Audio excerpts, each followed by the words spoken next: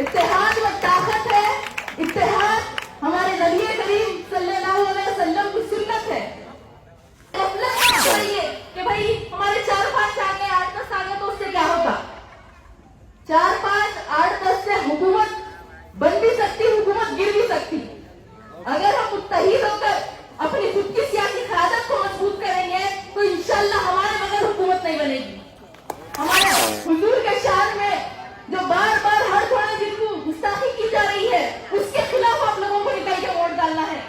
और जिस तरीके से महाराष्ट्र की अवाम ने गुस्ताखे रसूल के खिलाफ अपना एहतजाज दर्ज करवाया था, जो इत्तेहाद का मुजाहरा आप लोगों ने किया था, पूरा हिंदुस्तान ने किया था, इंशाअल्लाह फिर 20 तारीख के दिन उसी तरह आप लोग इत्तेहाद का मुजाहरा करेंगे। आज औरंगाबाद को संभाजी नगर बना दिया गया और इस हल्के के जो एमएलए है प्रदीप जायसवाल, ये नाम बदलने से पहले बोले थे कि हम कोई कसर नहीं छोड़ेंगे औरंगाबाद को संभाजी नगर बनाने में। उनको भी जवाब देना है और उन मुनाफिकों को भी जवाब देना है जो इस इंतखाबात में हिस्सा ले रहे हमारा वोट काटने के लिए।